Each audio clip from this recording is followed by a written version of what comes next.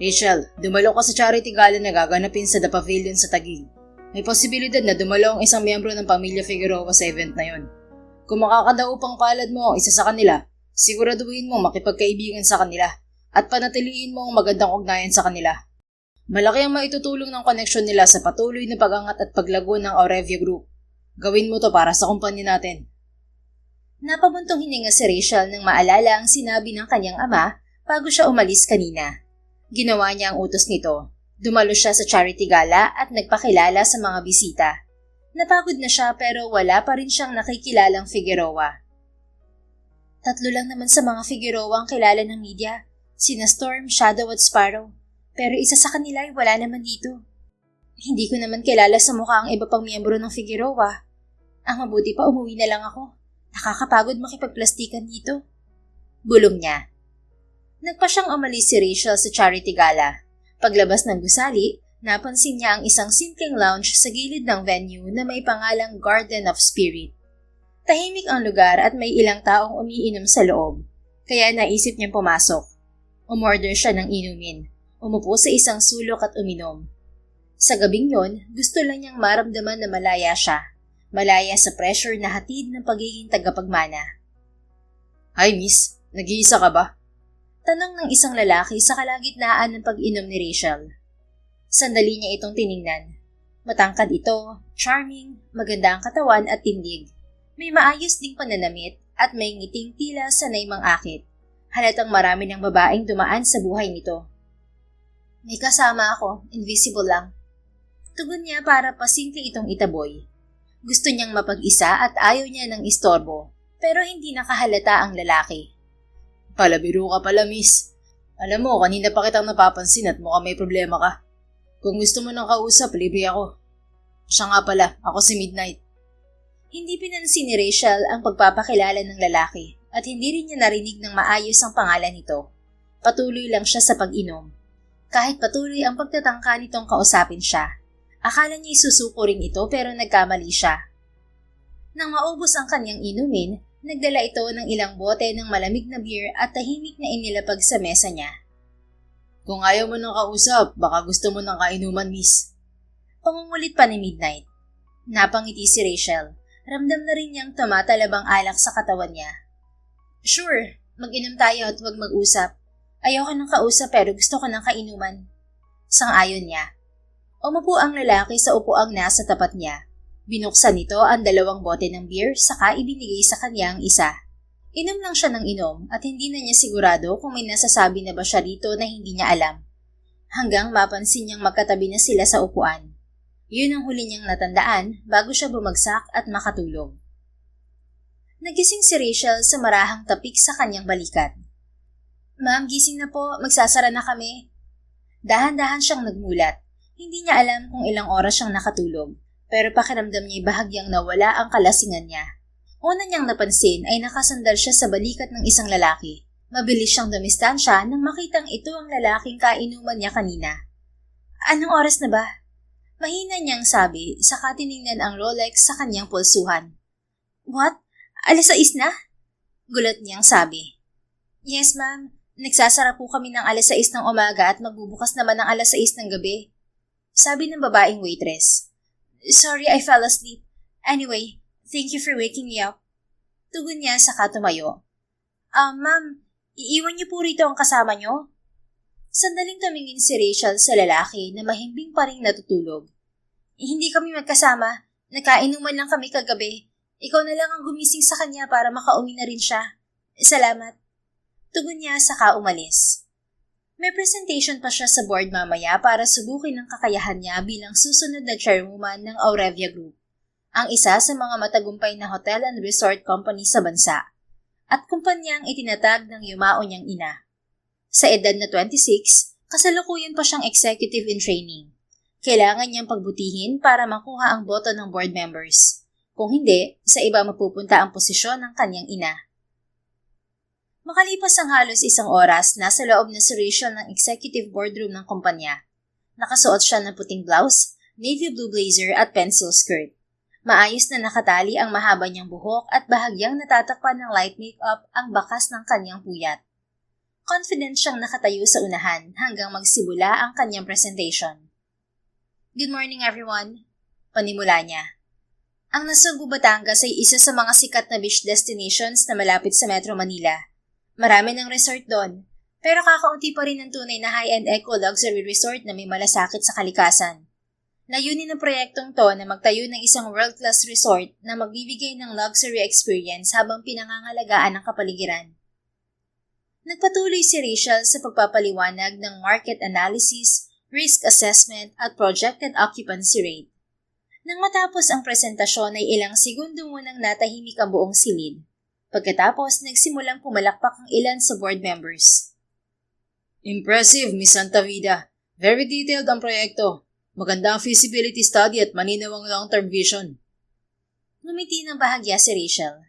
Thank you, Mr. Carey. Subalit agad ding napawi ang ngiti niya nang magsalita si Mr. Mendoza, ang isa sa mga direktor. Kilala ito bilang loyal sa kanyang ama. Maganda ang proposal mo, Miss Santavida. Wala akong maipipinta sa business aspect, pero may gusto akong sabihin. Sandaling tumigil si Mr. Mendoza habang tinitingnan isa-isa ang mga kasama nila sa silid hanggang sa tumigil ulit kay Rachel. Kagabi, bandang 12:00, nakita kita sa Garden of Spirit.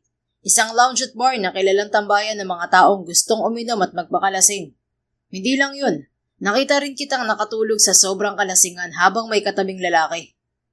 Ipinakita nito sa lahat ang larawan niya kasama ang lalaking kainuman niya sa cellphone nito. Dahilan upang umugong ang mga bulungan sa loob ng conference room. Hindi ba't ikaw ang inaasahang susunod na chairwoman ng kumpanya? Sa tingin mo ba ay magandang ehemplo ang ginawa mo kagabi sa mga investors at shareholders? Kung akong tatanungin, hindi na babagay para sa isang chairwoman ang magmukhang pariwara. Sorry for using that word, Miss Santavida, but it fit for what you did last night. Ayaw kong mabahira ng masama ang reputasyon ng kumpanyang to. Pagpapatuloy nito, tumalim ang tingin ni Rachel sa matanda na nakangisi lang.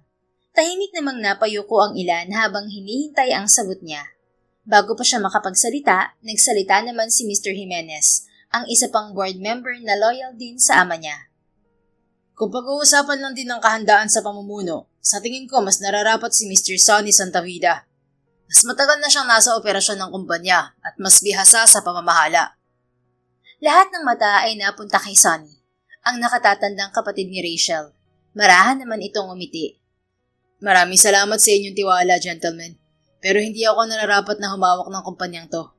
Hindi lingid sa kaalaman ng lahat. Ako'y anak lamang sa ibang babae ng aming ama. Ang pundasyon ng Aurevia Group ay itinayo ng ina ni Rachel. Kung pag-uusapan ng karapatan, si Rachel ang tunay na tagapagmana. Umingay ang conference room nang may sumalungat at mamaboro sa sinabi ni Sonny.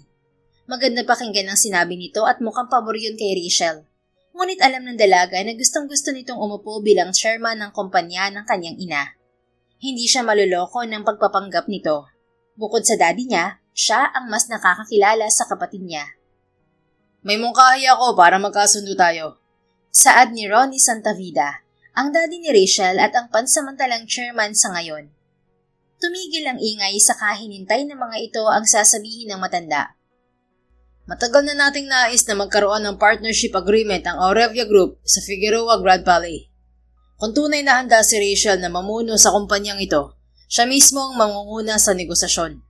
Kung magtagumpay siyang makuha ang partnership sa mga Figueroa, tatanggapin na natin siya bilang susunod na chairwoman. Kung hindi naman niya magagawa sa loob ng 2 buwan, saka natin itatalaga si Sunny sa posisyon bilang chairman. Good idea.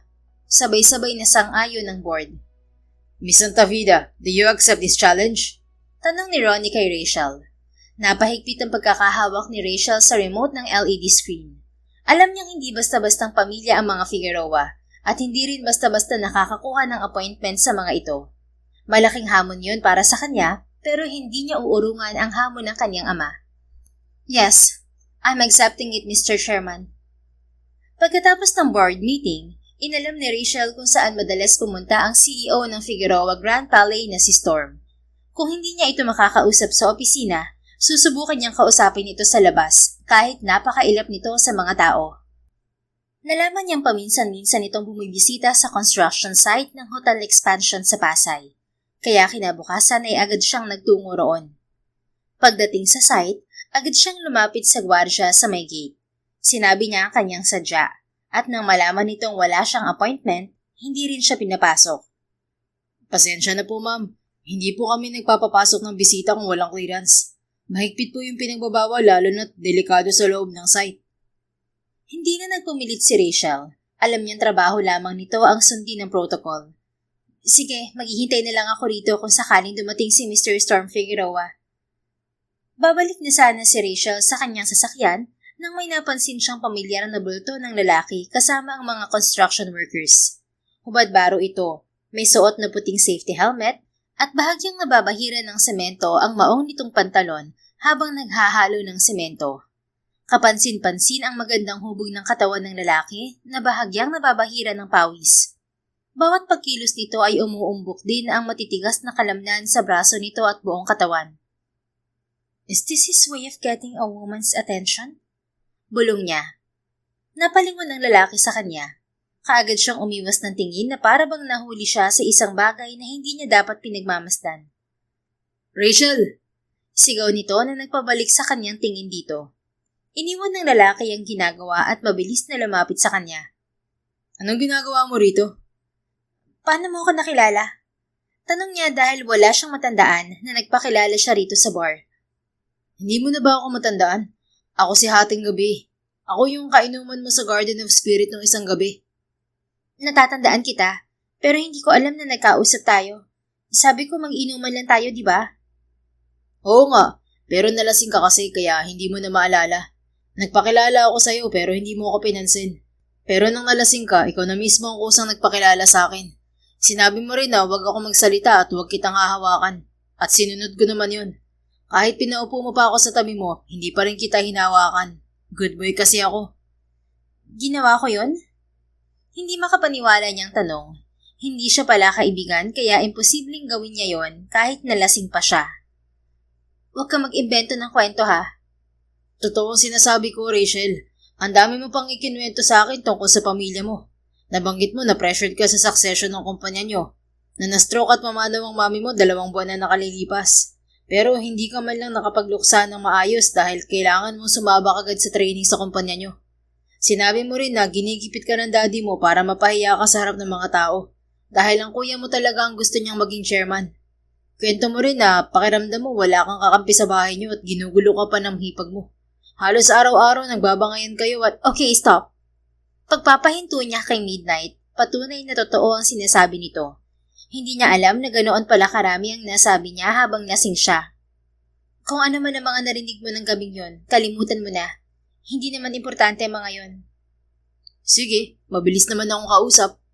Bakit ka pala narito, Rachel? Binibisita mo ba ako? What? No way. Hindi ikaw ang sadya ko rito, no, Hating Gabi? Mas lumawak naman ang ngiti nito. Gusto ko yan. May endearment ka na agad para sa akin. What endearment? It is your name. Midnight ang pangalan ko, pero nung nalasing ka, Hating Gabi ang tinawag mo sa akin. Mas gusto kong inatawag mo sa akin, para ikaw lang ang may karapatang tumawag sa akin ng ganun. Alright, whatever. Midnight or Hating Gabi is the same. Anyway, dito ka ba nagtatrabaho? Tanong niya, kasi halata namang isa itong construction worker doon. Oo. Napakamot ito sa batok. Hindi sinasadyang napunta ang tingin ni Rachel sa maumbok nitong braso dahil sa paggalaw. Agad din naman siyang umiwas at nagpanggap na parang walang napansin.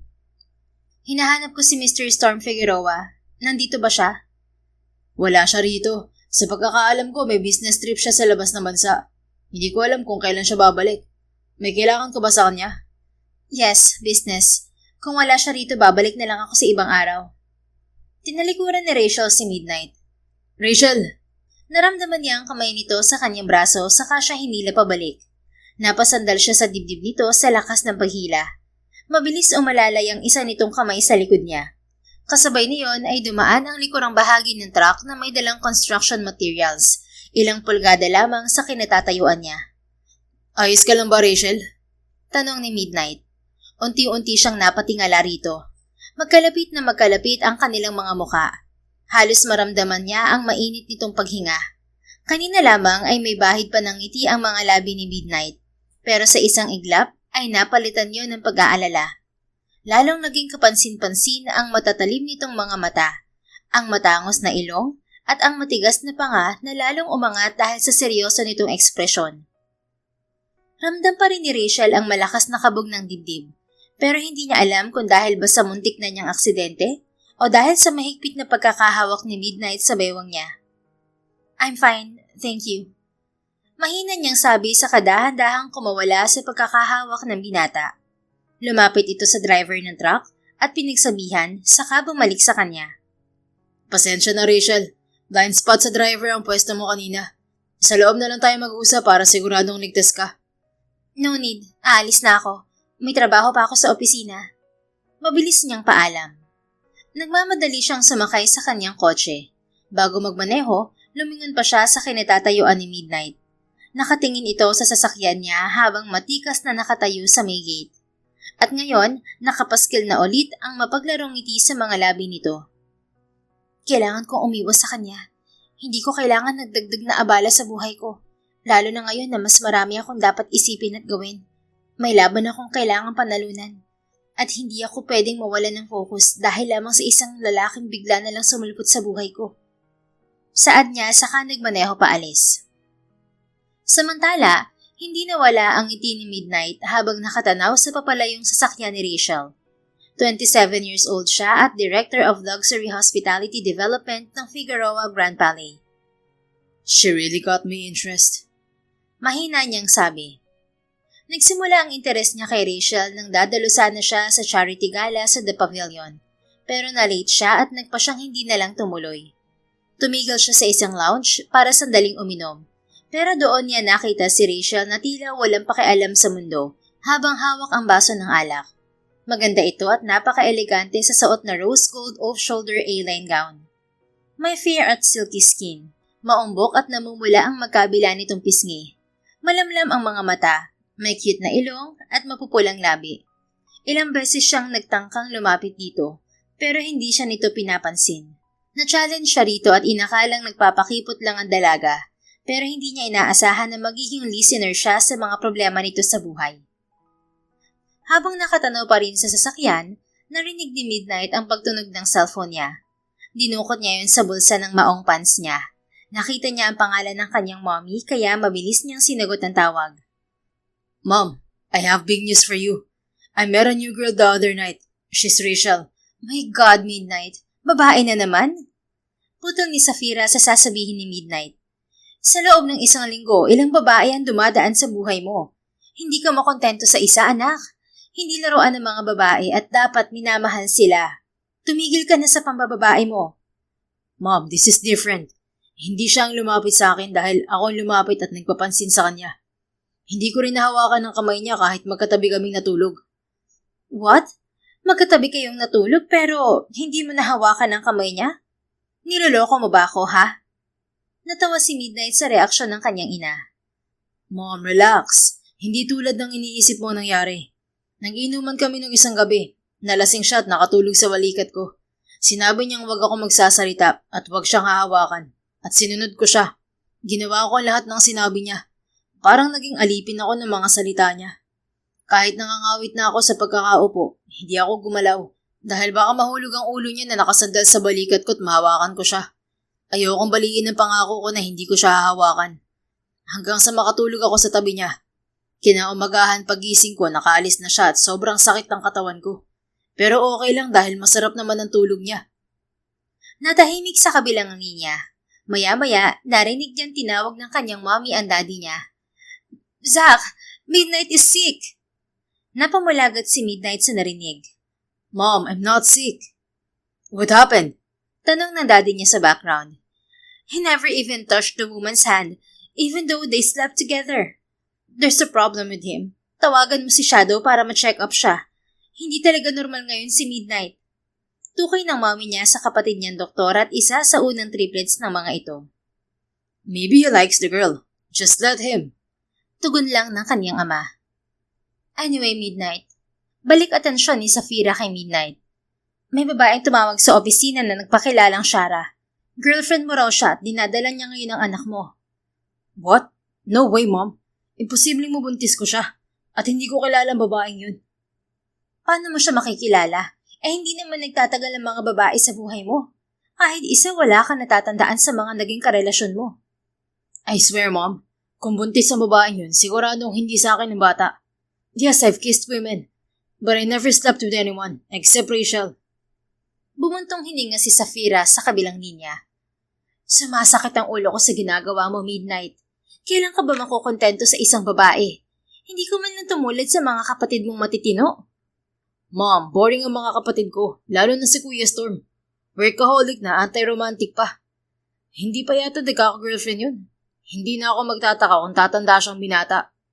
Biro niya. Hayaan mo ang Kuya Storm mo, okay? Anyway, nasan ka ngayon? Nasa site ako, Mom. Dito sa expansion project natin sa Pasay. Tumutulong ako sa paghahalo ng semento. Boring kasi sa opisina. Okay na rin to para makita kung maayos ang trabaho ng mga empleyado natin. Maliban sa babae, yan ang isa mo pang bisyo. Ang umastang walang-wala sa buhay. Siya nga pala, samahan mo ako next week sa Binondo. May charity event ako ron. Tumulong ka sa pagbubuhat ng mga kahon para hindi lang mga babae ang nakikinabang sa laki ng katawan mo. Natawa na lang si Midnight. Sure, Mom. I'll go with you. Ilang sermon pa ang narinig ni Midnight mula sa ina bago natapos ang usapan nila. Napangiti na lang si Midnight saka tumingin sa direksyong tinahak ng sasakyan ni Rachel. We'll meet again soon, Rachel. Lumipas ang isang linggo. Sumama si Midnight sa charity event ng mommy niya. Simpleng gray t-shirt na hapit sa katawan ang suot niya na ipinares sa maong na pantalon at puting sneakers. Nagsuot din siya ng itim na baseball cap bilang protection sa araw. Tumulong siya sa pagbubuhat ng mga kahon ng grocery packs at iba pang household supplies na ipapamahagi ng kanyang ina sa isang barangay sa Binondo. Nang mapagod, nagpahinga siya sandali at umupo sa likuran ng truck. Hindi pa nagtatagal nakaupo, napansin ni Midnight ang isang kotse na tumigil sa kabilang street. Kaagad nagliwanag ang mukha niya nang makilala kung sino ang babaeng bumaba mula roon. Rachel? Parang nagkaroon siya ng panibagong lakas nang makita ang dalaga. Tumakbo siya palapit dito. Nakatalikod ito sa kanya, suot ang pastel-colored knit top na ipinares sa mahabang palda at puting sneakers. Nakalugay ang hanggang baywang nitong buhok na marahang hinahampas ng hangin. Rachel! Sigaw niya. Bumagal ang pagtakbo ni Midnight nang lumingon sa kanya ang dalaga. Tila bumagal din ang pagkilos nito sa paningin niya, pero nakakunot ang noo nito. Midnight, anong ginagawa mo dito? Sinusundan mo ba ako? Ako sana magtatanong sa'yo niyan. Mas nauna ako rito. Ako bang sinusundan mo? Pilyo niyang tanong. Wala akong panahon makipaglokohan sa'yo, Midnight. Umiwas si Rachel at lalampasan na siya, pero humarang siya sa unahan nito. Napatigil ang dalaga at masama siyang tiningnan. Madami naman akong panahon, pero hindi para lokohin ka. Ikaw kasi ang tipo ng babae na dapat sineseryoso. Sabi niya sabay kindat, pero matalim na irap ang natanggap niya mula rito. Umalis ka sa harapan ko. Pigil pero gigil nitong sabi. Umiling si Midnight. Humalukip-kip pa siya sa harapan nito habang nakangiti. Midnight? Pigil ang inis nitong sabi. Yes, sweetheart? Malambing naman niyang tugon. Kapag hindi ko nakausap si Ma'am Safira dahil sa pangungulit mo, makakatikim ka talaga sa akin. Makakatikim ng ano? Ng halik ba? Okay, gawin mo na ngayon. Hindi mo rin siya makakausap kapag nasa charity event siya. Busy yun. Hindi halik ang ibibigay ko sa'yo kundi tadyak. Tumabi ka nga.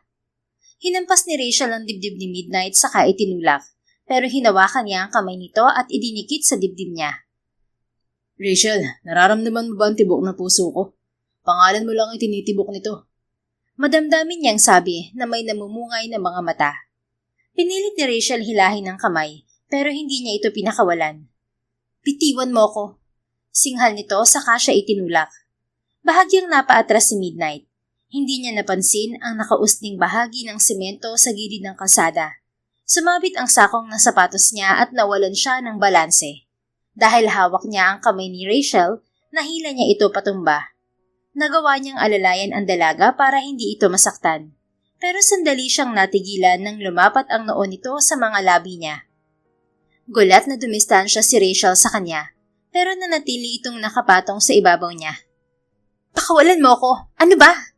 Sigaw nito, pero namumula ang pisngi. Ngumiti si Midnight. Marahan niyang inangat ang kanyang ulo bago muling hinalikan ang noo ni Rachel. Hindi niya alam kung ano ang nagtulak sa kanya para gawin yon, pero bago pa niya mapigilan ang sarili, nagawa na niya. You kissed me? Gulat na sabi ni Rachel na nagustuhan niya ang reaksyon nito. Tumatalab din ang charm niya sa dalaga pero malakas ang pagpipigil nito. Oo, gusto mo isa pa? Sa lips naman? Pilyo niyang tanong. Bastos ka! Bastos! Pinaghahampas siya ni Rachel, pero hinuli niya ang dalawang kamay ng dalaga at inilagay sa likuran nito saka ito mas idinikit sa katawan niya. Anong nangyayari dito? Magkasabay na lumingon sina Midnight at Rachel nang marinig ang boses ni Safira. Bakit kayo magkapatong dyan? Sa private room niyo gawin yan. Huwag sa gilid ng kalsada. Masama ang tingin ni Safira kay Midnight at parang inaakusahan ang binata ng isang karumaldumal na gawain. Ngumiti lang si Midnight sa mommy niya, samantalang si Rachel ay nataranta.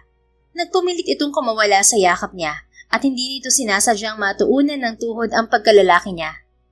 Aray! May plano ka bang basagin ng egg ko, Rachel? Hindi kita mapapaligaya niyan kapag may nangyaring masama sa junior ko. Biro niya kahit namamaluktot na siya sa sakit. Pastos, itiko mo nga yung bibig mo. Mahina pero gigil nitong sabi, saka ngumiti sa mommy niya. Hello, Ma'am Safira. Ako po si Rachel Santavida. Pwede ko po bang mahingi kahit ilang minuto ng oras mo? Rachel? Tumingin si Safira kay Midnight na parang humihingi ng kumpirmasyon kung ito ang Rachel na tinutukoy niya. Nakangiting tumayo si Midnight, saka inakbayan si Rachel. Pero mabilis inalis ng dalaga ang kamay niya. Inulit niya ang pag-akbay, pero inaalis lamang ulit nito. Inulit pa niya hanggang sikuhin na siya nito sa tagiliran at binatukan. Ouch, Rachel! Ang hirap mo namang lambingin. Natatawa niyang sabi. Sinabi ko bang lambingin mo ako? Lumayo ka sa akin at baka masakal kita. Singhal nito at parang nakalimutan na nasa harap nila ang mommy niya. Nang maalala nitong may nanonood sa kanila, biglang umiti ang dalaga. Pasensya na po, Ma'am Safira.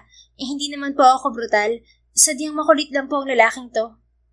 Humugot ng malalim na paghinga si Rachel saka muling nagsalita.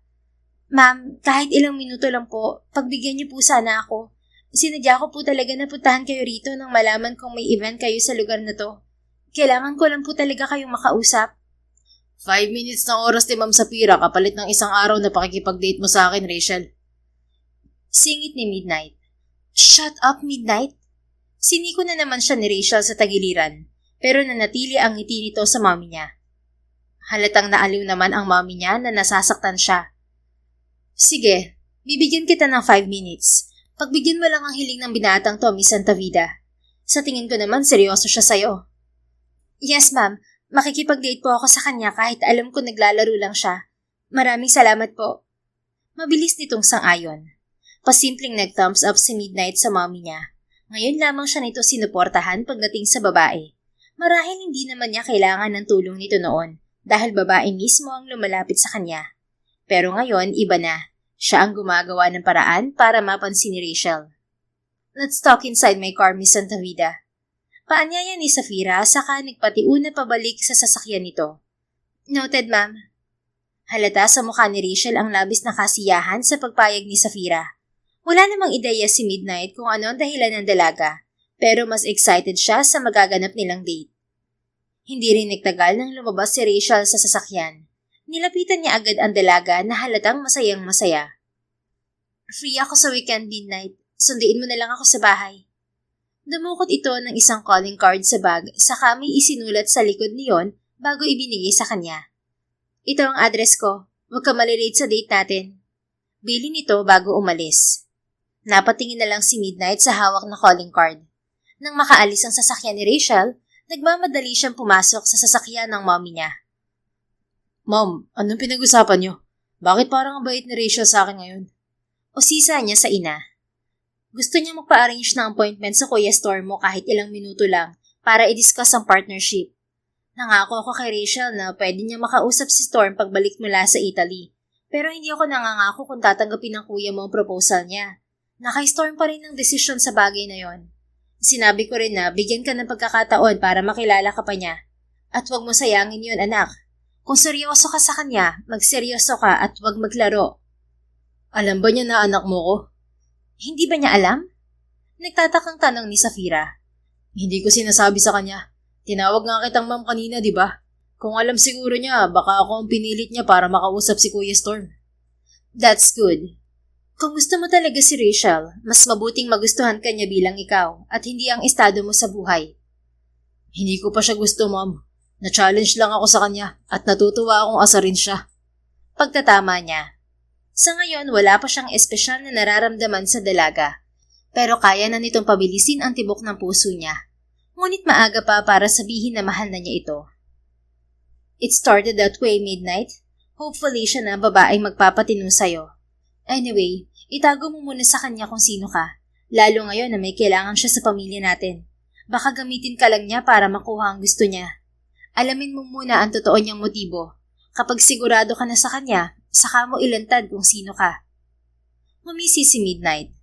Gusto kong iniisip mo, ma'am. Pinalo siya nito sa braso. Itatago mo lang ang katauhan mo sa kanya para malaman ang totoo niyang intensyon at hindi para paglaruan ng feelings niya. Naiintindihan mo ba ako, Midnight? Yes, ma'am. Hindi pa man nangyayari ang date nila ni Rachel, nakakaisip na siya ng gagawin para tumatak dito ang una nilang paglabas ng magkasama.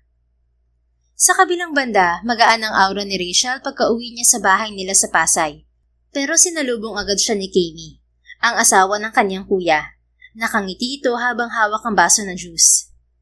Rachel, kumusta ang lakad mo? Nakausap mo na ba ang isa sa mga Figueroa? None of your business, Kami.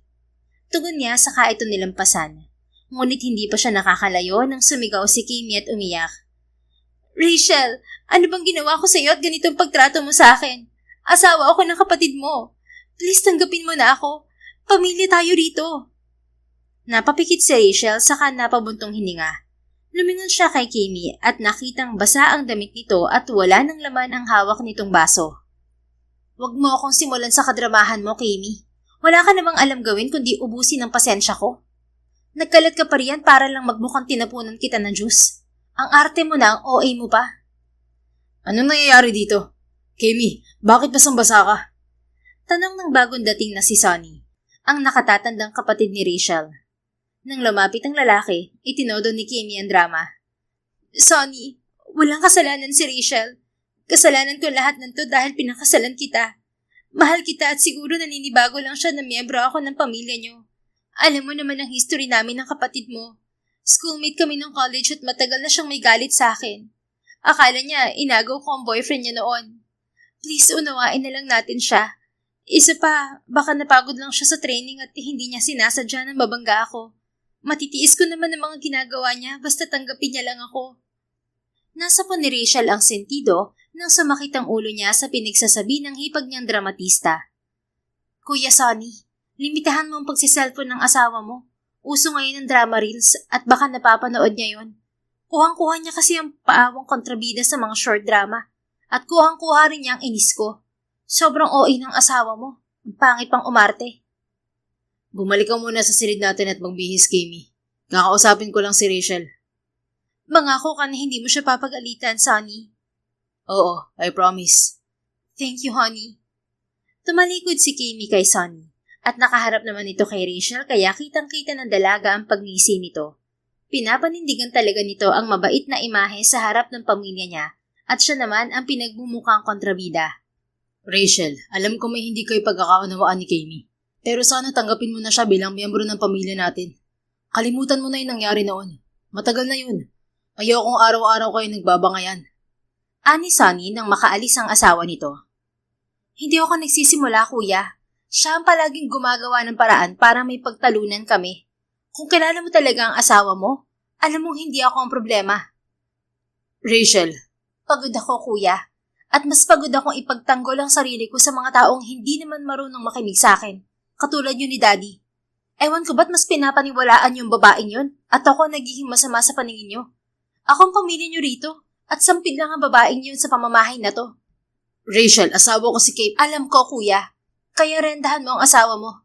Kapag naubos ang pasensya ko, magiging totoo ang sinasabi niyang inaapi ko siya. Huwag niyo akong subukan dahil hindi niyo pa nakikita ang sungay ko. Hindi na niya hinintay ang sasabihin pa ni Sonny. Tinalikuran niya ito at naglakad patungo sa silid niya. Sa mga sumunod na araw, pinili na lamang ni Rachel na wag pansinin si Kami habang abala siya sa paghahanda ng proposal na ihaharap niya kay Storm Figueroa para sa partnership na nais niyang mabuo. Alam niyang maliit ang posibilidad na tanggapin nito ang alok niya, pero determinado pa rin siyang subukan. Sumapit ang weekend at muntikan na niyang makalimutan ng date nila ni Midnight kung hindi lang kumatok sa silid niya ang isa nilang kasambahay para sabihing nasa sala ang binata.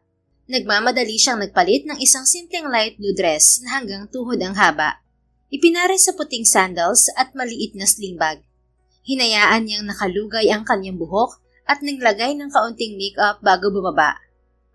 Pagdating sa sala, nagulat si Rachel nang makitang naroon ang daddy niya, si Sunny at Kimi habang pinapasadahan ng tingin ang nakatayong si Midnight. Simple lang ang suot ng binata, isang navy blue polo shirt na hapit sa braso at katawan nito, at ipinaris nito yon sa isang itim na chino pants at puting sneakers. Simpleng ayos pero malakas ang dating. Is this how you welcome a visitor? Hindi niyo man lang pinaupo ang bisita ko. Saad niya na nakakuha ng pansin ng mga ito. Sino siya, Rachel? Seryosong tanong ng daddy niya. His Midnight, Dad. May date. Your date? Bulalas ni Sunny na hindi makapaniwala. Rachel, siya ang lalaking kasama mo nang gabing nakita ka ni Mr. Mendoza, di ba? Yes, siya nga ang lalaking yun, kuya. Anong trabaho niya? Muling tanong ng daddy niya. Construction worker at minsan helper. Proud niyang sabi saka ikinawit ang kanyang kamay sa braso ni Midnight. Nagtinginan ang daddy niya at ang kanyang kapatid. Kahit walang sabihin ng mga ito, alam na ni Rachel kung anong tumatakbo sa isip ng dalawa. Sigurado siyang walang tututol sa pakikipag-date niya kay Midnight dahil maaaring gamitin yun laban sa kanya upang questionin ang kanyang kredibilidad bilang susunod na chairwoman. Mababa ang tingin ng mga ito sa mga taong hindi nila kauri, lalo na sa mga walang impluwensya at walang maipagmamalaking koneksyon sa lipunang ginagalawan nila. Rachel, akala ko nagmula siya sa mayamang pamilya dahil sa estilo ng pananamit niya. Mahinhing sabi ni Kimi saka ngumiti. But still, congratulations. I'm happy for you. Being a construction worker isn't that bad. Napairap na lang si Rachel. Kung hindi lang niya alam na pinagtatawanan siya ni Kimi sa pakikipag-date niya sa isang construction worker, baka maniwala siyang masaya talaga ito para sa kanya. Whatever, aalis na kami. Mag-iingat kayo. Saad ng kuya niya. Hinila ni Rachel palabas ng bahay si Midnight. Baka mahawahan pa ito ng kaplastikan ng mga tao sa loob. Kahit makulit ang binata at madalas nakakaasar, mas gusto pa niya itong kausap kaysa sa mga kasama niya sa bahay. Boto ba sa akin ng pamilya mo, Rachel? Nakangiting tanong ni Midnight. Botong-boto sila, basta wala kang impluwensya. Kung may impluwensya ako, hindi sila boto? Oo, dahil gagawin nilang lahat para mapaglayo tayo. Ayaw nilang magkaroon ako ng kakampi sa labang to. Pagtatapat niya sa napabuntong hininga. Nakakalungkot isipin pero iyon ang katotohanan. Mula pa noong bata siya, hindi na siya ang pinapaboran ng kanyang ama. Hindi nito kailanman minahal ang kanyang ina. Nagpakasal lamang ang dalawa dahil sa negosyo. May ibang babaeng minahal ang daddy niya at yun ay ang ina ng kanyang kuya. Nang pumanaw ang babaeng yun, iniuwi ng daddy niya ang kanyang kuya sa bahay nila. 10 years old lamang siya noon at 18 ang kapatid niya. Mula noon, araw-araw niyang nakikita kung paano nasasaktan ang kanyang ina dahil mas pinapaboran ng daddy niya ang kanyang kuya kaysa sa kanila. Hindi mo ba kinakahiya kung isa lang construction worker ang kadate mo ngayon? Alam mo na, ang yaman-yaman mo, tapos ako simpleng lalaki lang. Walang pangalan at walang impluwensya. Okay lang ba sa'yo yun? Hindi ako matapobre, Midnight. Kahit sino nirerespeto ko, mababa man o mataas. Hindi ako tumitingin sa antas ng pamumuhay dahil pinalaki akong gano'n ng mommy ko. Basta may mabuting puso at hindi magnanakaw, magiging proud ako. Bahagyang nakaramdam ng lungkot si Rachel nang sambitin niya ang kanyang ina. Rachel. Napatingin siya kay Midnight. Inalis nito ang pagkakaangkla ng kamay niya sa braso nito saka hinawakan yun. First date natin ngayon. Bawal lang malungkot. Dapat masaya lang tayo. I'll be honest with you, Midnight. Pumayag lang ako sa date na to dahil sa pangakong binitawan ko kay Ma'am Safira. Ayokong bigyan mo to ng ibang kahulugan. Nope. Umiling to. Bibigyan ko to ng ibang kahulugan, kahit ngayong araw lang. Iisipin kong nobya kita sa araw na to. At ito ang magiging pinakamasayang araw nating dalawa. Handa ka na ba? Naalala ni Rachel ang sinabi ni Ma'am Safira nang magkausap sila. Nabigyan niya ng chance na makilala pa si Midnight. Hindi naman siguro masama kung gagawin niya yun ngayon. Okay, I'm ready. Tipid siyang umiti saka sila sumakay sa naghihintay na taxi.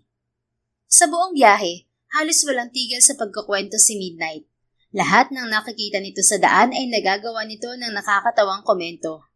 Hindi na malaya ni Rachel na ilang beses na pala siyang napapangiti habang nakikinig dito. Ngayon, nagbago ang tingin niya sa binata. Friendly lang talaga ito kahit palaging may mapang-akit ng ngiti at likas na makulit. Narito na tayo, Rachel. Paniguradong masisiyahan ka sa lugar na to. Ani Midnight bago lumabas ng taxi at pinagbuksan siya ng pinto. Tumingin si Rachel sa paligid. Sumalubong sa kanila ang makukulay na banderitas, malakas na musika at sigawan ng mga taong sakay ng iba't ibang rides. Amusement park? First time ko makarating dito. Sabi niya at tinubuan agad ng excitement ang dibdib niya. Ako rin. Ikaw rin? Nahihiyang napakamot sa batok si Midnight. Oo, first time ko rin dito. Matagal ko nang gustong subukan ng amusement park kasama ang isang espesyal na tao. Hindi ko inaasahan na ikaw pala makakasama ko. Umiwas ng tingin si Rachel. Hindi niya kayang salubungin ang malamlam na titig ni Midnight habang nagbibitiw ito ng matatamis na salita. Iniiwasan lamang niyang maniwala agad sa sinasabi nito dahil hindi imposibleng mahulog siya sa binata. Gusto lang muna niya itong makilala pa tulad ng pangako niya kay Ma'am Safira. Pumasok na tayo. Paanyaya niya rito.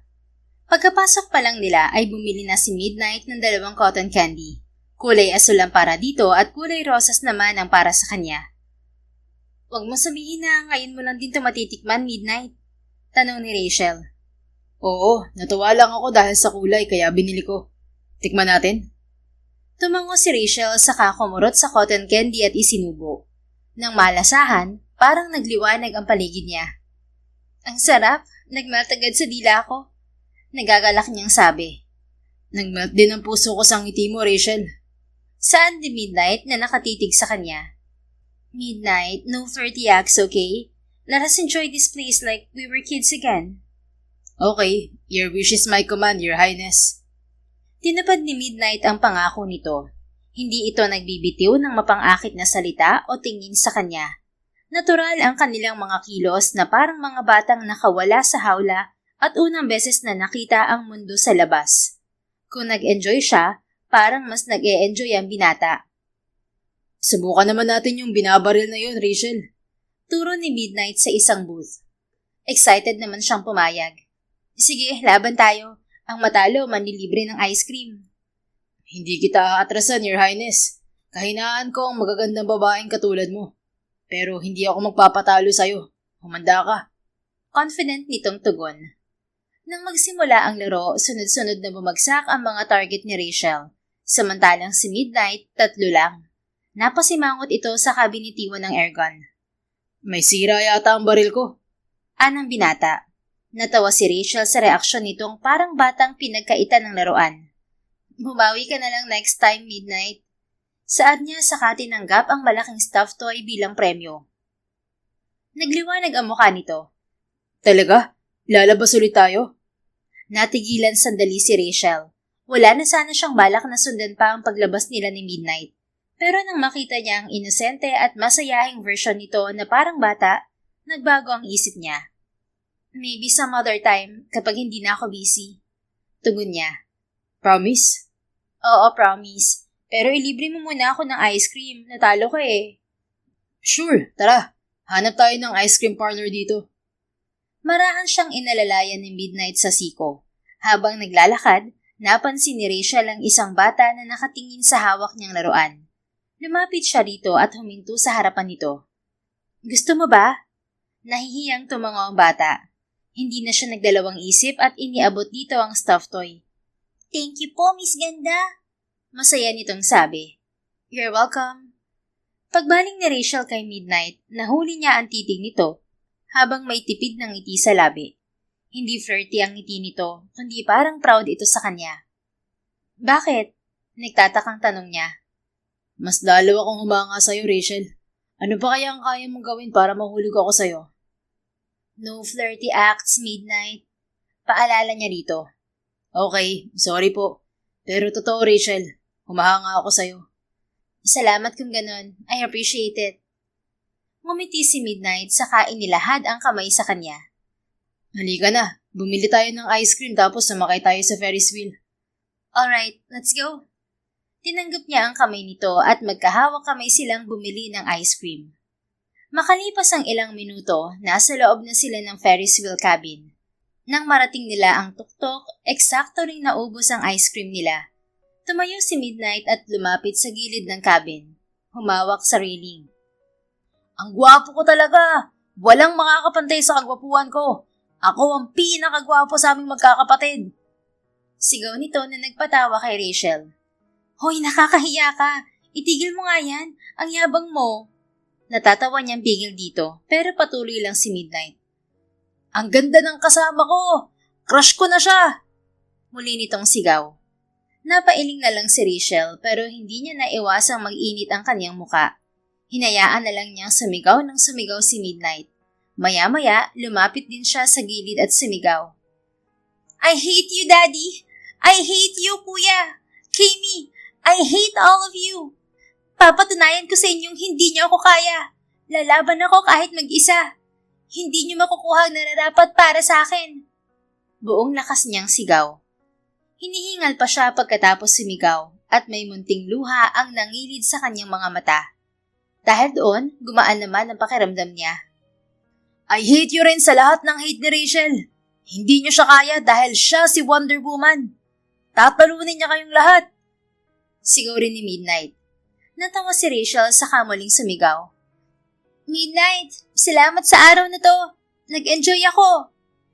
You're welcome. Nag-enjoy rin naman ako. Tugon nito sa normal na lakas ng boses. Bumalik sa maayos na pagkakaupo si Rachel at Midnight. Pasensya na pala kung sinusungitan kita dati, Midnight. Maayos naman akong kausap basta hindi ka flirty. Naiinis kasi ako kapag halatang nagpapapansin sa akin ng lalaki. Feeling ko hindi genuine ang pagtrato sa akin kapag ganun. Ayaw mo ba sa akin? Hindi naman. Ang totoo, nagbago ang tingin ko sa'yo ngayon. Likas ka lang sigurong makulit at hindi na mawawala sa'yo ang pagiging flirty. Natatawang tugon niya. Rachel, kung niligawan ba kita, papayag ka? No. Mabilis niyang sagot. Hindi sa ayaw ko, pero ayaw ko lang mapunta sa ibang bagay ang atensyon ko. May kailangan pa akong unahin sa ngayon at mas mahalaga yun kaysa sa anumang bagay. Pero kahit ganon, maging proud ka pa rin. Ikaw pa lang ang lalaking nakalapit sa akin simula ng huli kong breakup nung college ako. Nasaktan kasi ako noon at inilayo ang sarili ko sa mga lalaki. Hindi na rin ako nakipagkaibigan. Pero ngayon, kasama kita at itinuturing na kitang kaibigan. Masaya ka ba nakasama mo ako ngayon? Ngumiti si Rachel.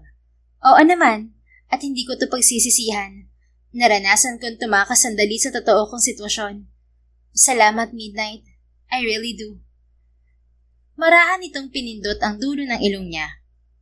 Huwag kang mag-alala. Ligtas ka sa akin. Naniwala si Rachel sa sinabi ni Midnight. Maging ang puso niya ay nagsisimula na ring magtiwala rito. Salamat. Bulong niya. Matapos ang pamamasyal sa amusement park, inihatid siya ni Midnight pa uwi sakay ng taxi. Kung kanina ay ito ang madaldal sa biyahe, ngayon naman ay siya ang hindi matigil sa pagsasalita. Ipinakita niya rito ang isang short drama na nakaplay sa kanyang cellphone at ikinuwento kung paanong ginagaya yon ng kanyang hipag.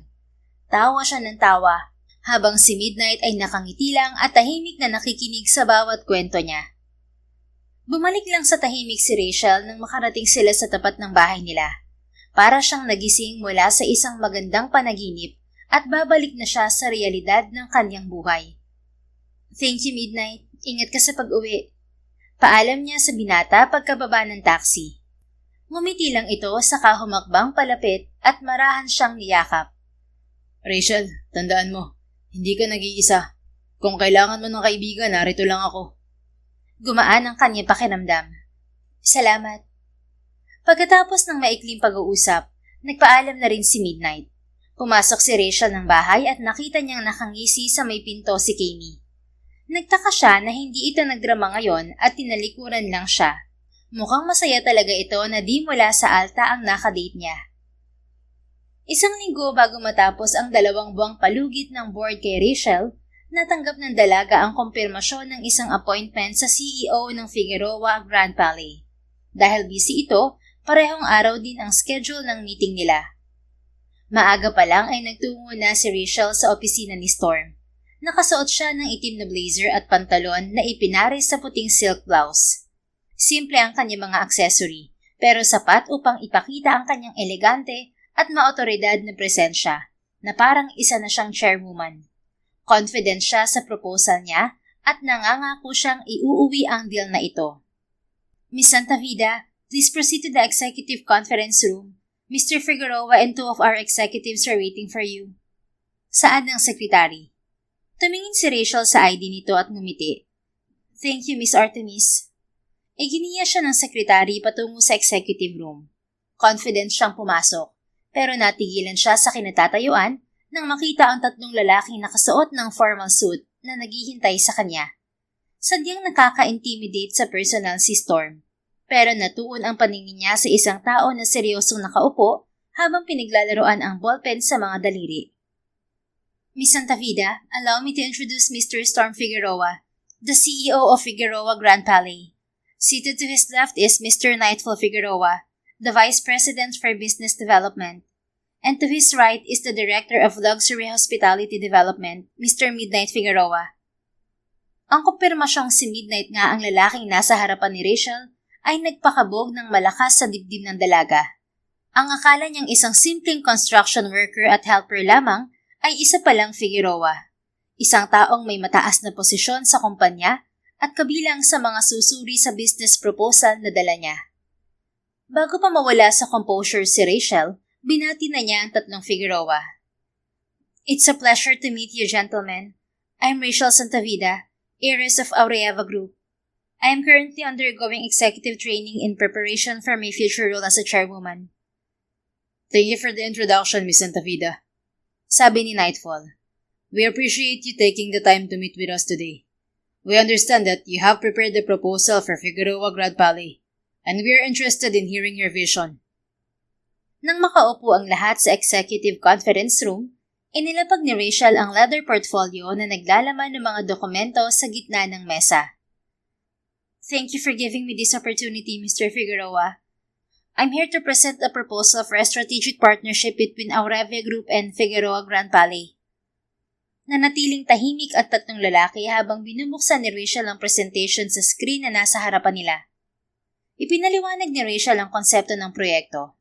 Isang luxury hospitality development na pagsasamahin ang high-end accommodations, exclusive experiences, at sustainable design upang lumikha ng bagong standard sa premium tourism market. Matamang nakinig si Storm at Nightfall, pero si Midnight ang unang nagsalita nang matapos ang presentation. Your concept is ambitious, Miss Santavida. Malamig ngunit professional nitong sabi. However, ambition alone does not guarantee a successful luxury development. Tiningnan ni Midnight ang mga dokumento sa harapan bago muling tumingin kay Rachel. I noticed that your proposal focuses heavily on guest experience and brand positioning. Those are important factors. But I would like to know, what is your long-term operational strategy? Bahagyang umiti si Rachel. Tila inaasahan na ang tanong. Nanibago lang siya kay Midnight dahil walang bakas sa mukha nito na kilala siya nito. Hindi rin siya nagpa-apekto at inisip na lamang niyang ito ang professional nitong version bilang isang direktor.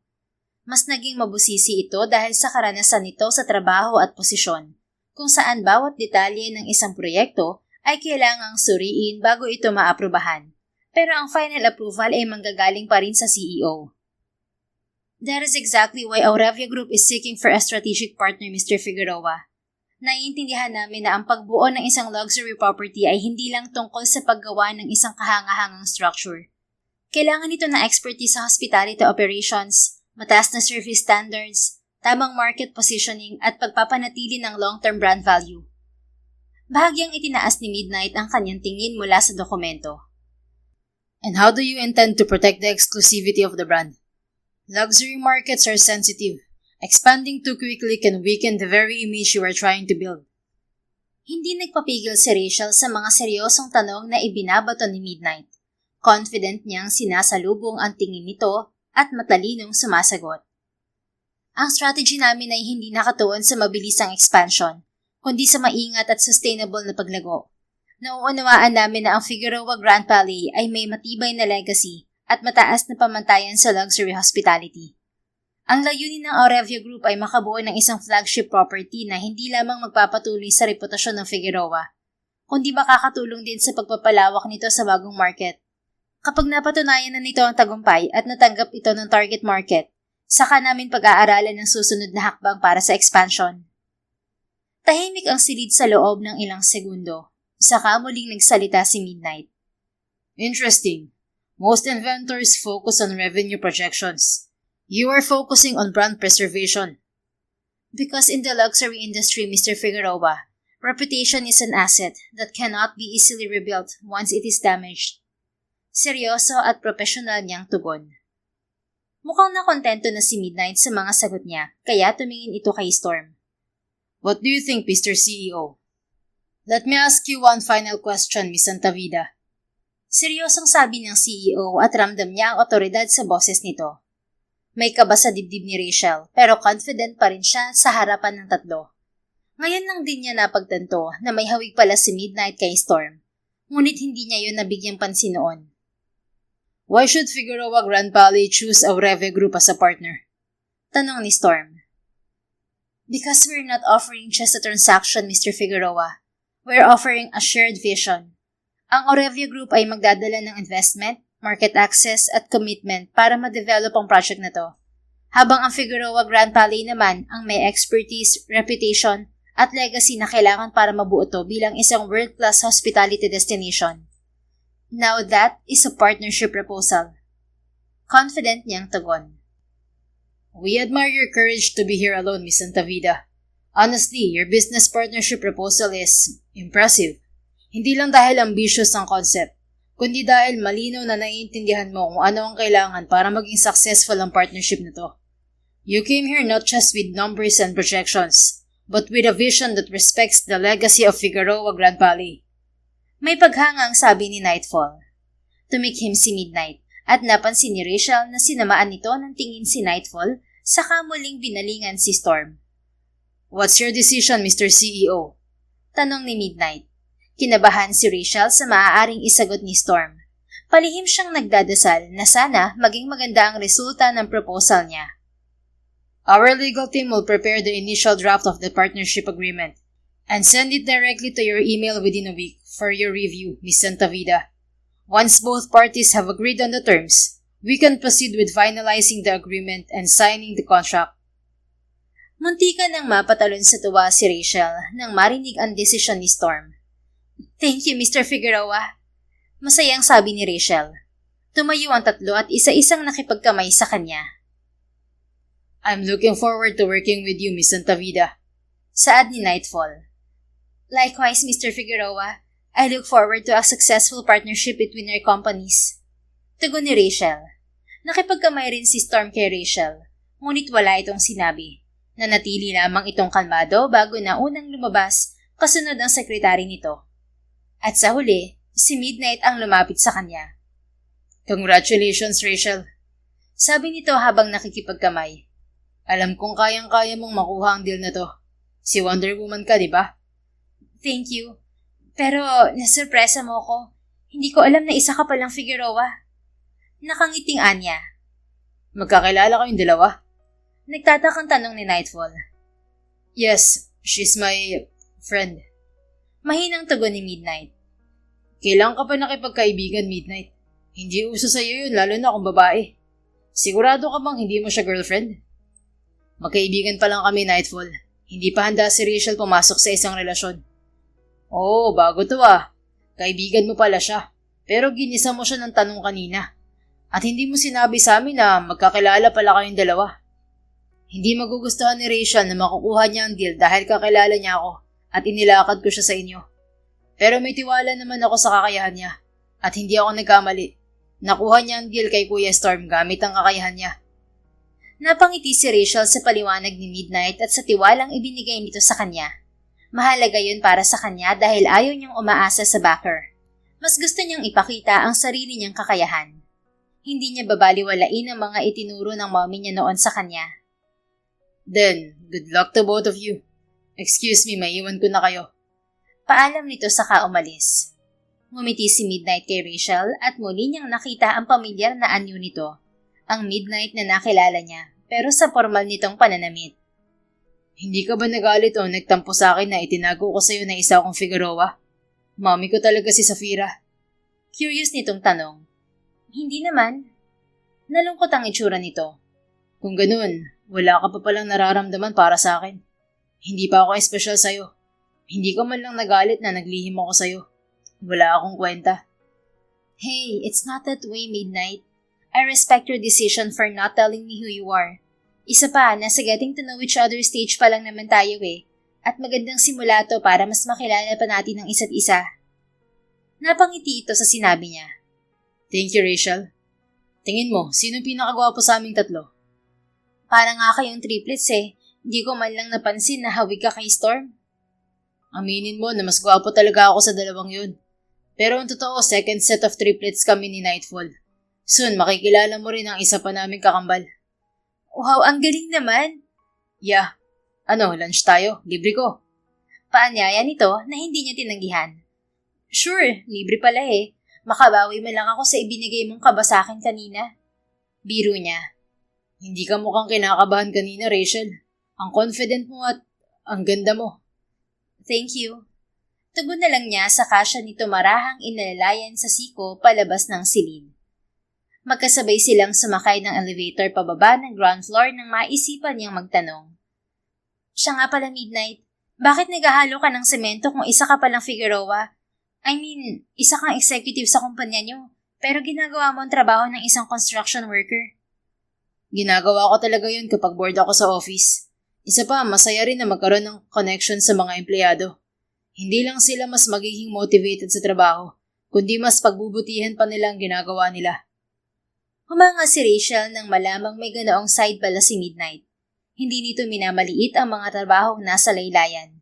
Sa halip, sinusubukan pa nitong maranasan mismo ang mga yon. Marahil isa yun sa mga pundasyon ng tagumpay ng mga Figueroa, ang pagiging mapagpakumbaba at hindi pagiging mapagmataas sa kabila ng matagumpay na buhay. Nakakahanga ka naman, Midnight. Bihira ang mga lalaking kasing yaman mo ang magpapala ng semento at magbubuhat ng mga kahon. Ikaw pa lang ang nakilala kong ganon. Simpleng tao lang rin ako, Rachel. Siguro marami pang kagaya ko sa mundo. Pero ako lang ang nakilala mo. Siguro dahil we're meant to find each other. Saad nito sa Bekindat. Natawa na lang si Rachel. Pero gusto niya ang sinabi nito. May dahilan kung bakit nagkakilala sila ni Midnight. Plus pogi points ba yun sa'yo, Your Highness? Oo, +5. Yes! 5 points na lang, perfect 10 na ako. Nakangiting napailing si Rachel. Naaliw na siya sa flirty side ni Midnight ngayon. Ngunit napalis ang ngiti niya pagbukas ng elevator. Midnight, baby! Isang babaeng buntis ang sumalubong sa binata at yumakap sa bewang nito. I'm sorry sa mga sinabi ko. Please umuwi ka na. Hinihintay ka na namin ng anak mo. Huwag mo na akong pagselosin sa pakikipagkita mo sa ibang babae. Hindi makakabuti sa anak natin kapag masama ang loob ko.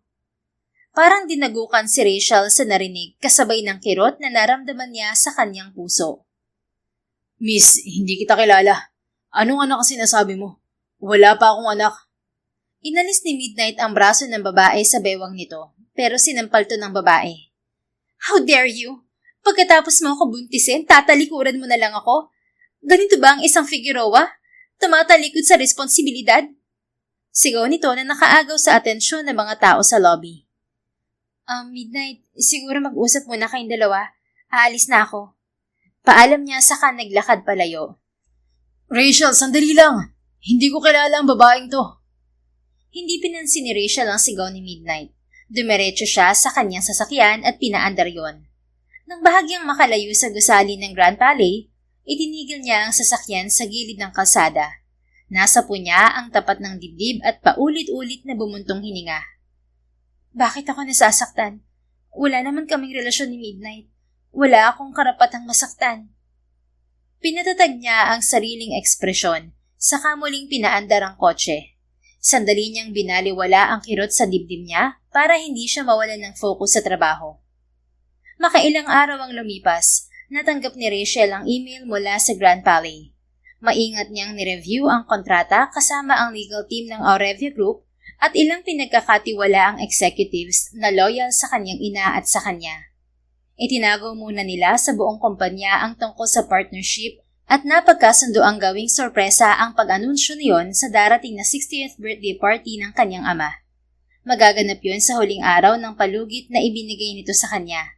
Yun din ang araw na magdedesisyon ang board kung pauupuin siya bilang chairwoman. Hanggang sa dumating ang araw na hinihintay niya, nagtipon-tipon ang mga bisita sa Aurevia Crown Hotel, isang branch ng kanilang hotel sa Makati. Suot ni Rachel ang isang eleganteng emerald green na gown na lalo pang nagpatingkad sa mala porselana niyang kutis. Nakamini bun ang kinulot niyang buhok, habang nakalugay sa likuran ang ilang hibla. Light makeup lamang ang kanyang suot na sapat upang bigyan diin ang kanyang natural na kagandahan. Taglay niya ang isang kalmadong ngiti at kumpiyansang kilos na nagbigay sa kanya ng presensyang magpapalingon sa karamihan. So, the heiress is here. Lumingon si Rachel sa nagsalita at nakita si Kami suot ang red gown. May hawak itong baso na naglalaman ng red wine.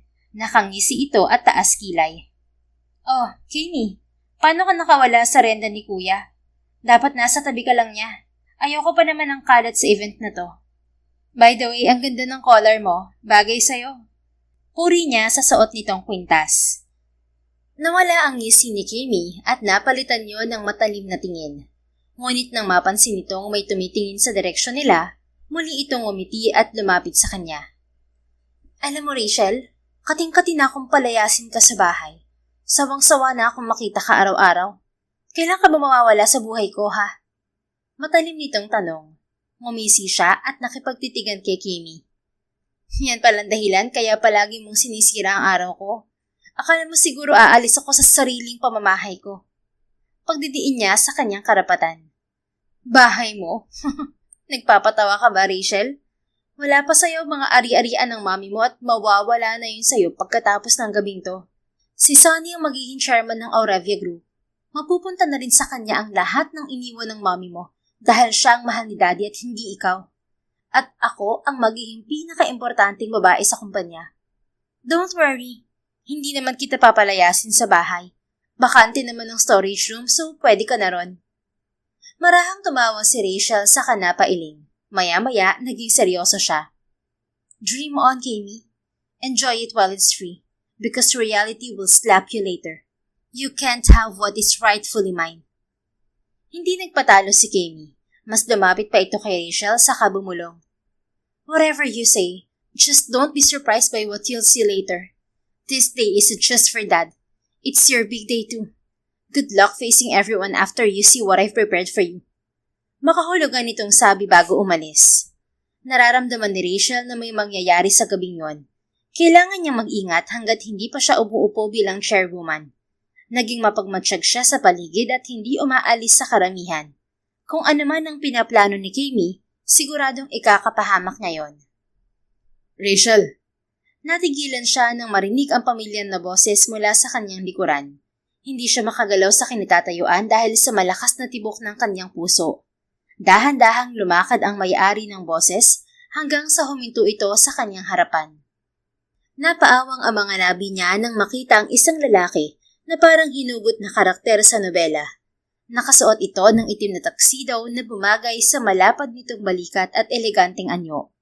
Ngunit higit sa pisikal na itsura, napahinto siya sa kakaibang lambing ng mga tingin nito. Midnight? Bakit ka narito? Paano ka nakapasok? Tanong niya nang makabawi sa pagkatulala. Your father gave me an invitation. Tugon nito habang nakatingin sa kanya ng may malamlam na mga mata. Okay. Enjoy the party. Aalis na sana si Rachel nang biglang hawakan ni Midnight ang kanyang punsuhan. Marahan siya nitong hinila patungo sa dance floor na para bang hindi nito hahayaan na tumanggi siya. Pumalibot ang braso nito sa kanyang baywang habang marahan siyang sumabay sa tugtog ng musika. Halos mapigil ni Rachel ang kanyang paghinga nang bahagyang magkalapit ang kanilang mga katawan. Ramdam niya ang init ng presensya nito at tila sandaling nawala ang ingay sa paligid at sila lamang ang tao sa sarili nilang mundo. Rachel, can we talk? Hindi mo sinasagot ang mga tawag ko. Galit ka ba sa akin? Bulong nito malapit sa tenga niya. Busy lang ako sa trabaho. Pagdadahilan niya kahit ini-ignore talaga niya ang mga tawag nito. Hindi ko anak ang batang nasa sinapupunan ng babaeng yumakap sa akin. Kung gusto mo ng patunay, ibibigay ko sa iyo ang confession ng boyfriend niya. Inalam ko talaga ang totoo bago ako humarap sa iyo. Nang sa ganun, maipaliwanag ko na maayos ang lahat. Sandaling tumigil si Midnight at saka tumingin ng diretso sa mga mata niya. Nagsusumamo ang mga mata nito bago muling nagsalita. Gusto lamang ng babaeng yun na mapabilang sa pamilya namin. Kaya pilit niyang sinasabi na sa akin ang batang dinadala niya. Inaamin ko naman na may reputasyon ako bilang babaero at ginamit niya yung laban sa akin. Akala niya makakalusot na siya. Pero ang hindi niya alam, hindi pa ako kailanman gumagalaw ng babae. Virgin pa rin ako hanggang ngayon, maliban sa mga labi ko. Mabilis niyang tinakpan ang bibig ni Midnight. Okay, naniniwala na ako sa'yo. Pero please lang, huwag mo nang babanggitin ang word na yan. Nakakahiya sa makakarinig. Marahang hinawakan ni Midnight ang kamay niyang nakatakip sa bibig nito at bahagya yung idiniin sa mga labi nito na tila hinahalikan bago ito pilyong umiti. Salamat, Your Highness. Pabulong nitong sabi at bahagyang humaplos ang mainit at mabango nitong hininga sa mukha niya. Stop calling me Your Highness, Midnight. Hindi ako maharlika. Pero mahal kita. Ang sabi ko maharlika, hindi mahal. Napatigil si Rachel nang napagtanto ang sinabi ni Midnight. Akala niya na mali ang dinig niya, pero sa ekspresyon nito, yun talaga ang ibig nitong sabihin. You love me? Gulat niyang tanong. Marahang tumango si Midnight. Oo, Rachel. Mahal na kita. Saad nito sa kamarahan siyang yakap. Ganito pala ang pakiramdam ng magmahal. Hindi ako mapakali kapag hindi kita nakikita. Palagi kang laman ng isip ko. At hindi ako makatulog sa kakaisip kung galit ka ba sa akin. Noong una, na-challenge lang ako sa'yo dahil ikaw ang unang babaeng hindi nagbigay ng atensyon sa akin. Akala ko'y simpleng hamon lang yun na gusto kong mapagtagumpayan.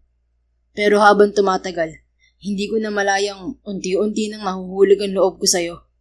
Napagtanto ko lang ang lahat nang hindi mo ako kinausap ng ilang araw. At nang makita kita ngayon, ang tanging gusto ko lang ay yakapin ka. Ganun kita ka, Miss Rachel. Pero sigurado akong hindi lang simpleng pagkamis ang nararamdaman ko. Mahal kita. Midnight. Tanging pangalan nito ang nasabi niya. Kahit hindi niya aminin, kakaibang kasiyahan ang naramdaman niya sa pagtatapat nito. Don't worry. Hindi kita mamadaliin, Rachel. Maghihintay ako kung kailan ka magiging handa. Marahang dumistansya si Midnight, saka siya hinalikan sa noo. Napapikit si Rachel habang dinadama ang mainit nitong halik. Rachel, what is the meaning of this? Malakas na tanong ng daddy niya na nagpamulat sa kanya. Dumistansya siya kay Midnight para kausapin ang kanyang ama. Dad, Mr. Santavida, hindi ba siya yung katabing matulog ng iyong anak sa isang inuman? Mga lasing sila noon. At mukhang may iba rin silang plano ngayon sa mahalagang araw sa buhay mo. Putol ni Mr. Mendoza sa sasabihin ni Rachel. Anong ginagawa ng lalaking yan dito, Rachel? Muling tanong ni Ronnie. Dad, ikaw daw ang nagbigay ng imbitasyon kay Midnight. Natural pupunta siya rito. At bakit ko siya iimbitahan sa kaarawan ko? Sino ba siya? Boyfriend mo? Tumingin si Rachel kay Midnight. Base sa seryosong tingin nito sa kanyang ama, hindi ito nagsisinungaling na galing sa matanda ang imbitasyon. Maliban na lang kung gumagawa ng kwento ang daddy niya. Mukhang nahulaan na rin naman niya na pagkakaisahan na naman siya ng sariling pamilya gamit si Midnight. Ngumisi si Rachel at sinakyan ang dramang ginawa ng matanda. Hinawakan niya ang kamay ni Midnight. Yes, boyfriend ko si Midnight, Dad. Gulat na napalingon si Midnight sa kanya. Ngumiti lang siya rito na tila nagsasabing sumang-ayon na lang ito. Nasa tamang edad na ako para magka-boyfriend. Hindi na ako teenager. Pwede ko na itong gawin. Daddy, huwag ka na magalit kay Rachel. Singit ni Kami sa mabait na tono. Nagmamahal lang po siya kahit isang construction worker ang iniibig niya. Hindi naman po siguro magiging problema ang desisyon niya kung siya ang uupo bilang bagong chairwoman ng Aurevia Group, di ba? Umani ng bulungan sa paligid nang banggitin ni Kimi ang alam nitong trabaho ni Midnight. Halos lahat ng bisita ay mula sa may sinabing pamilya at madami sa mga ito ang mata pobre na halatang minamaliit si Midnight at ang desisyon niya. Construction worker lang ang boyfriend mo, Rachel? Kunwari gulat na sabi ni Sunny. Kung nabubuhay pa ang mami mo, hindi ka niya hahayaan sa ginagawa mo. Pinapahiya mo lang siya sa desisyon mong yan. Hindi ka man lang pumili ng nababagay sa pamumuhay natin. Huwag mong idamay si mami sa usapang to, kuya. Irespeto mo siya. Irespeto? Ikaw nga na sarili niyang anak, hindi mo man lang nirespeto ang pangalan niya. Ako pa kaya na hindi niya kadugo? Dinudungisan mo ang reputasyon niya sa pagpili ng lalaking kagaya ng boyfriend mo. Sa dami ng lalaking may maayos na pangalan at magandang reputasyon, isang mahirap pa talaga ang pinili mo. Hindi kami papayag na magdagdag ka ng palamunin sa pamilyang to. Nagpuyos ang dibdib ni Rachel sa galit sa mga binitiwang salita ng kapatid niya. Lumalabas na ngayon ang tunay na kulay ng pamilya niya at ang totoong motibo ng mga ito sa kanya. Gusto ng mga itong mapahiya siya dahil lang may mahirap siyang boyfriend. Hindi construction worker si Midnight. At kung ganun nga, marangal naman ang ganoon trabaho. Hindi niyo dapat minamaliit ang mga construction worker dahil isa sila sa dahilan kaya meron tayong mga gusali ngayon. Pagkasabi ni Rachel niyon, lumabas sa LED screen sa unahan ang mga larawan ni Midnight na nagtatrabaho sa construction site. Meron pang nagbubuhat ito ng kahon at iba pang larawan na nagpapatunay na isa itong construction worker at helper. Hindi construction worker? E ano mga larawang yan, Rachel? Kahit magsuot pa siya ng magandang damit, hindi pa rin niya maitatago ang uri na pamumuhay na meron siya. Siguro ikaw pa ang bumili ng isinuot niya ngayon para makasabay siya sa mga bisita ni Daddy. Tama ako, no? Tanong ni Sunny. Ganito ba ang susunod na chairwoman? Isang sinungaling? Harap-harapan tayong niloloko. Hindi ko gugustuhin na magtrabaho sa isang katulad niya. Segundang komento ni Mr. Mendoza. Mamili ka, Rachel. Ang posisyon mo bilang susunod na chairwoman o ang pobreng lalaking yan? Tanong ng daddy niya. Hindi yan ang napagkasunduan natin, Dad. Ngumisi ang matanda. Now I see the kind of choice you've made, Rachel. Partnership deal sa Figueroa Grand Valley ang gusto mong makuha ko bago umupo bilang chairwoman, Dad. And I did it. Malakas niyang sabi pero hindi naniwala ang daddy niya. Don't fool us, Rachel. Alam ko ang mga ginagawa mo sa kabila ng hamon ko. Nakikipag-date ka lang sa pobreng yan.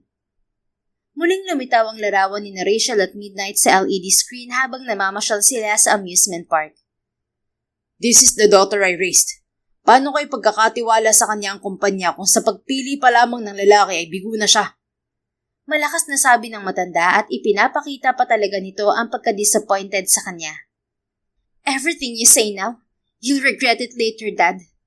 Matigas na sabi ni Rachel. Ngumisi ang matanda saka tumalikod, pero napatigil ito nang magsalita si Midnight.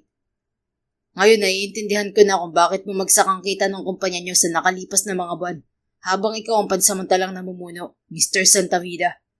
Your judgment is questionable, and your decision-making ability is far below the standard expected of someone sitting in that position.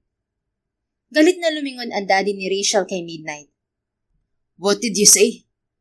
You're not a leader, Mr. Santavida.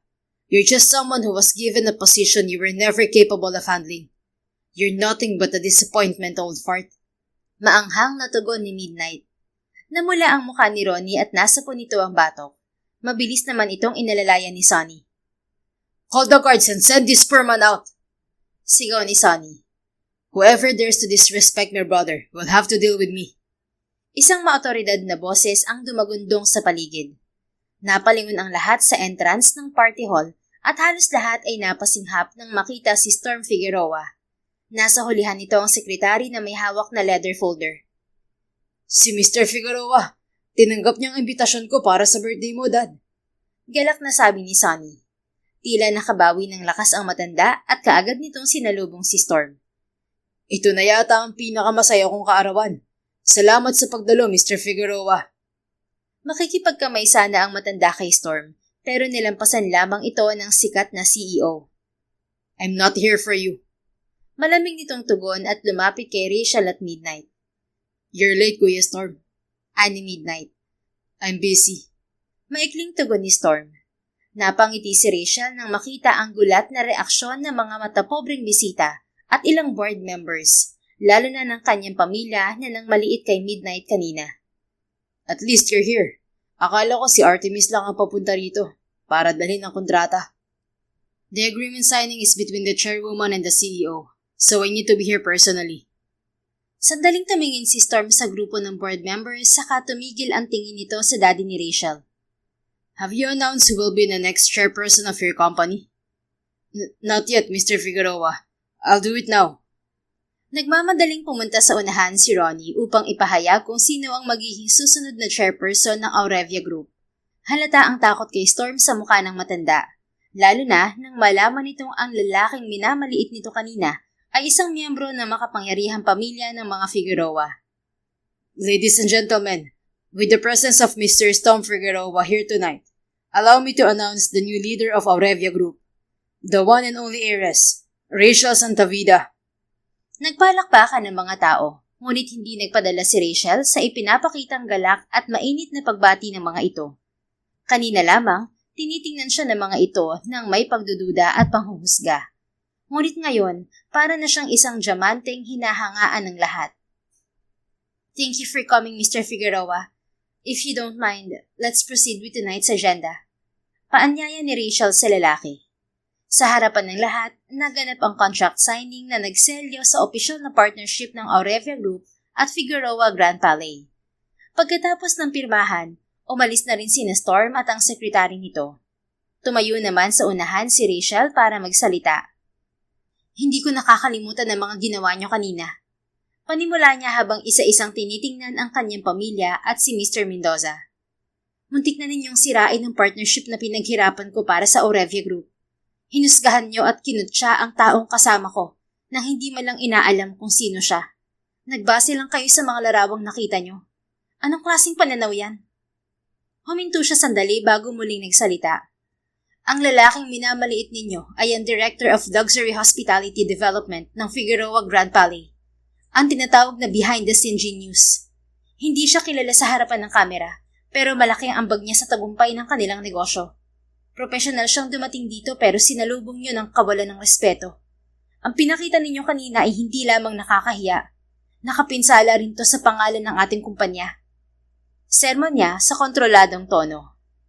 Walang sino man ang nangahas na sumingit habang nagsasalita si Rachel. Ngayon na ang oras upang ipakita niya kung anong uri ng leader siya. Isang chairwoman na hindi magdadalawang isip na harapin at disiplinahin ang mga taong lumalabag sa pamantayan ng kumpanya. Hindi niya papayagang madungisan ng mababang asal ang pangalan ng kanyang ina. Bago matapos ang gabing to, nais kong ipabatid sa lahat na sina Mr. Sonny Santavida at Mr. Johnny Mendoza ay tinatanggalan ko ng kanilang executive positions. Ilalagay ko sila bilang mga assistant staff ng Aurevia Group, kung saan wala na silang otoridad na makialam sa mga pangunahing desisyon ng kumpanya. No, I'd rather resign than lower myself to that level.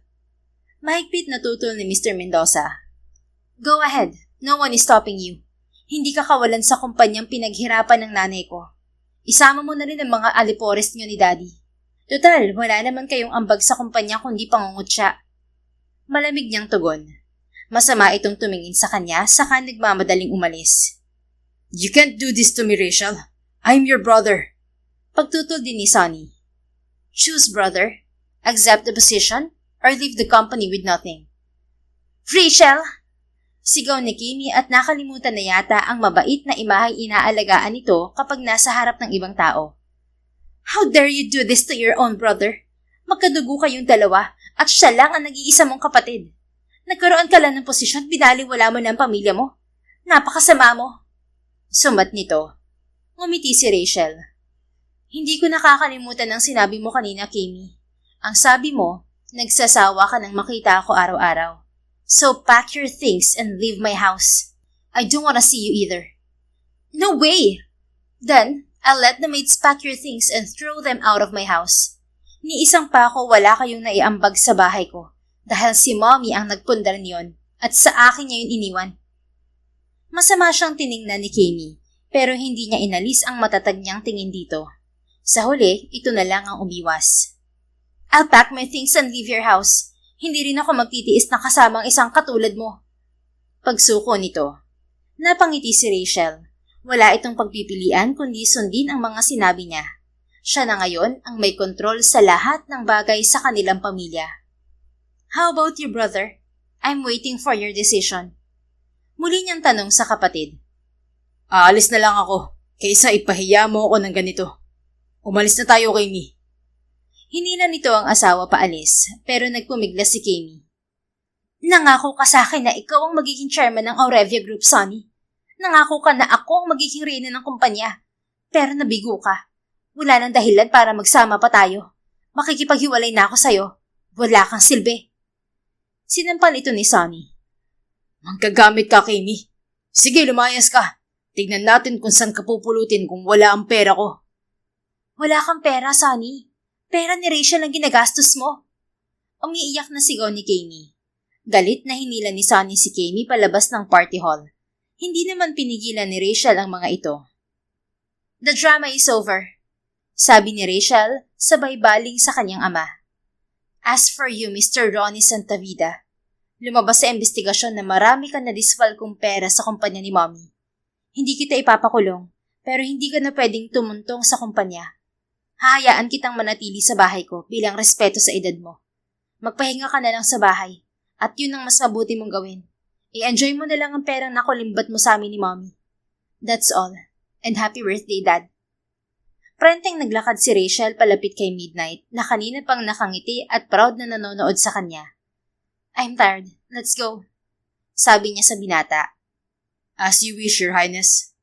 Inilahad ni Midnight ang braso nito para sa kanya. Marahan naman niyang ipinatong ang kamay roon at iniangkla ang sarili sa tabi nito. Magkasama silang naglakad palabas ng party hall at binaliwala ang mga matang nakatuon sa kanila. Ilang saglit lang, nasa sasakyan na sila ni Midnight at ito mismo ang nagmamaneho. Gusto mo na bang umuwi?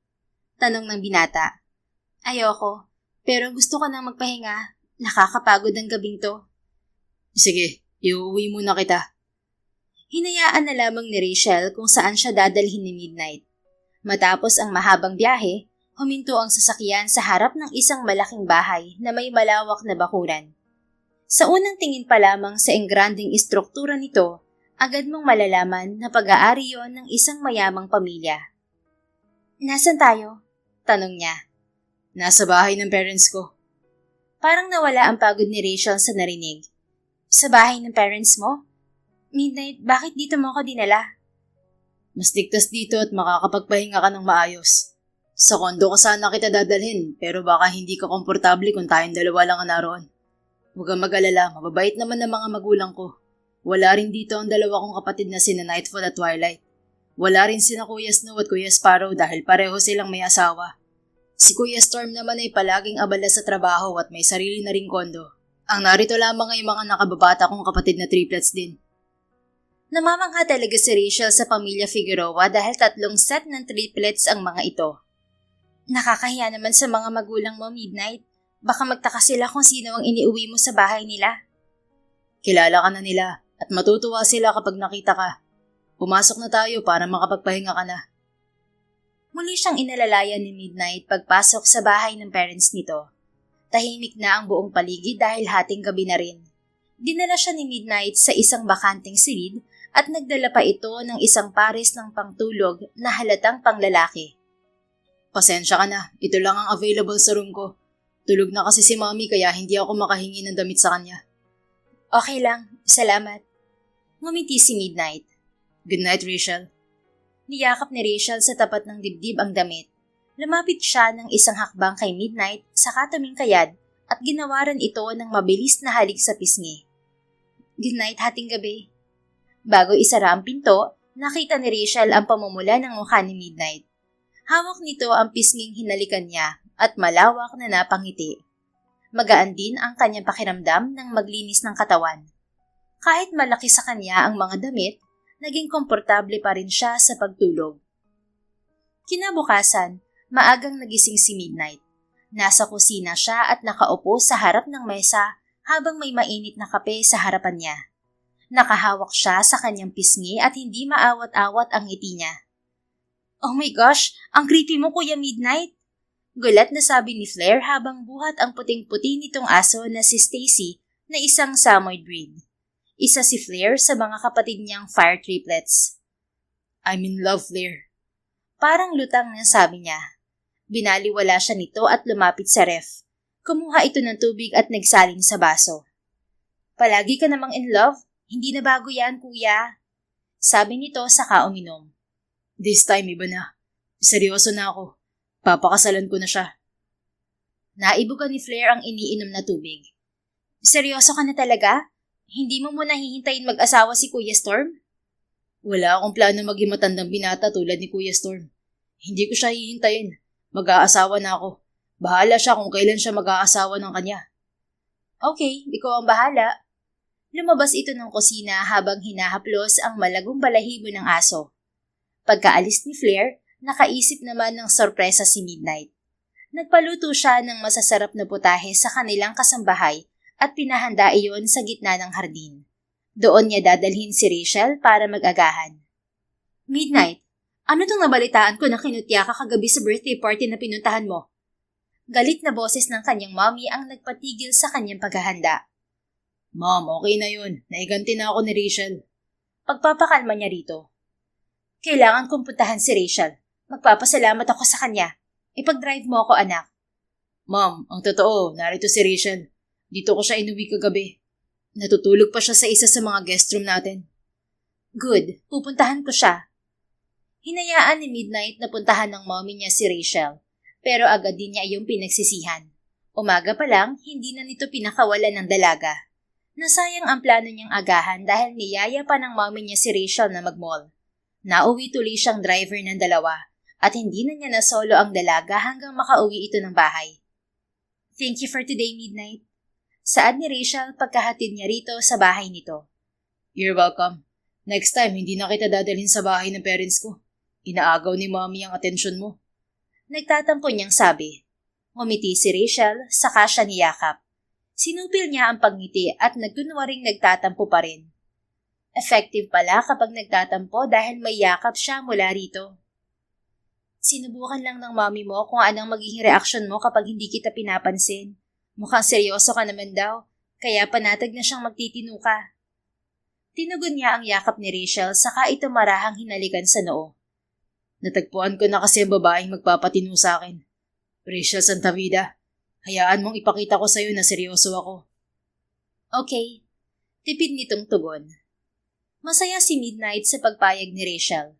Simula ng araw na yon, ipinakita niya ang pagsisikap sa panliligaw. Araw-araw niya itong pinupuntahan sa opisina para sabay silang kumain.